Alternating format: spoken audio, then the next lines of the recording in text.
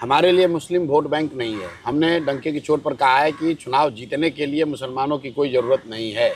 साथ में ये भी कहा कि लेकिन समाज को बदलने के लिए अगर व्यवस्था बदलनी है, समाज बदलना है, तो उसमें मुसलमानों की बड़ी भागीदारी है, क्योंकि उनकी 18-20% आबादी है। लेकिन अभी तक आप जैसे लोग या जो नेता हैं, पत्रकार हैं, उनके लिए मुसलमान सिर्फ चुनाव जीतने हारने के मैकेनिक्स और अर्थमेटिक का हिस्सा है। हमारे लिए मुसलमान उस अर्थमेटिक का हिस्सा नहीं है कि कितना परसेंट मुसलमान वोट दे देगा तो मैं चुनाव जीत जाऊंगा। मुसलमान हो या हिंदू हो, बिहार में अगर गरीबी है और 18% मुसलमान है तो सबसे ज़्यादा गरीब मुसलमान है। अगर बिहार से पलायन हो रहा है तो सबसे ज़्यादा नेचुरली मुसलमान समाज के बच्चे पलायन कर रहे हैं।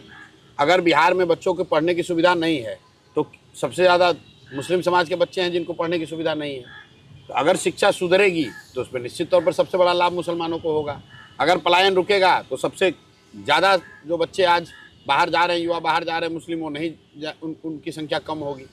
तो इसके लिए अलग से करने की क्या ज़रूरत है। जहाँ तक रह गई भागीदारी की बात, तो भागीदारी इसलिए सिर्फ नहीं है कम क्योंकि दलों में उनका रिप्रेजेंटेशन दल वाले नहीं दे रहे। दल वाले तो उनके साथ बेईमानी कर ही रहे हैं, लेकिन साथ साथ कहीं ना कहीं मुस्लिम समाज को भी खड़ा होना पड़ेगा, उनको भी लड़ाई लड़नी पड़ेगी, उनको भी जद्दोजहद करना पड़ेगा। बिना प्रयास किए किसी को कुछ नहीं मिलता है। तो अगर मुस्लिम समाज के लोग राजनीति में नहीं आ रहे हैं, किसी कारणवश उनका भरोसा नहीं है या उतनी उनको विश्वास नहीं है कि वो जीत सकते हैं, तो कैसे उनको रिप्रेजेंटेशन मिलेगा।